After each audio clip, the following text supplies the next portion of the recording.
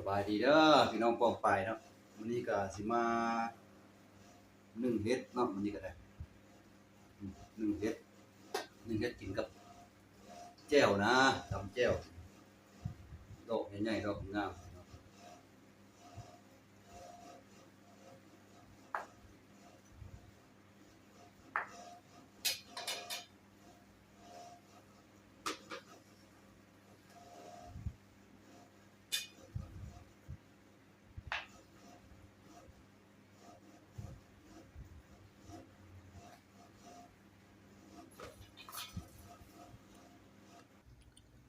หลังจากเฮาซอยแล้วมันยังแล้วก็มาล้างน้ำเนาะ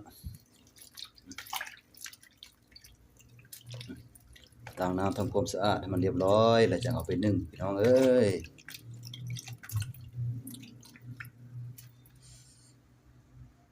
ทำความสะอาดแล้วเรียบร้อยเฮาก็มาใส่พุ่นน้อเนาะใส่รสดีจังน้อยใส่รสดีมันยังแล้วก็ค้าน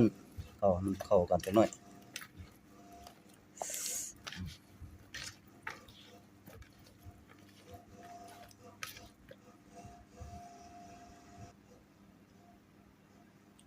นี่เฮาก็สิเอามานึ่งแล้วบัดนี้ค้างหม้อแล้วเรียบร้อยแล้วนะ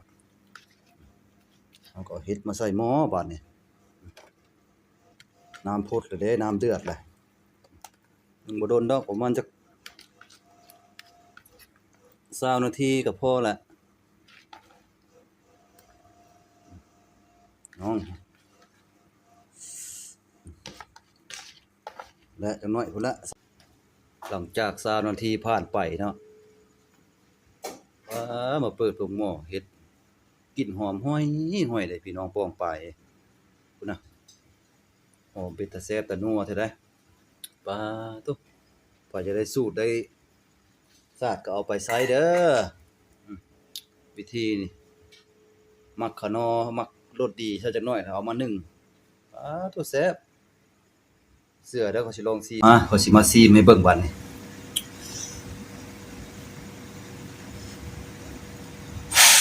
ทุกร้อนๆเลยเนาะโอ้ยขอโทษขออภัยหลายเด้อแกเสือนะมันร้อนอากาศร้อนพี่น้องโปร่งไป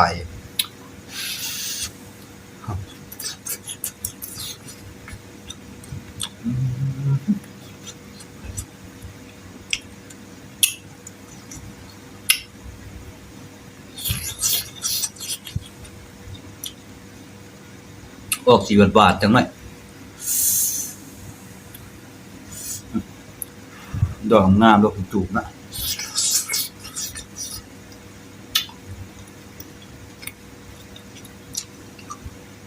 คลิปนี้ก็บ่มีหยังหลายเนาะก็ขอขอบคุณขอบใจญาติพี่น้องป้องปายเนาะผู้ที่เข้ามารับชมคลิปก็ขอฝากเป็นกำลังใจเด้อพี่น้องป้องปาย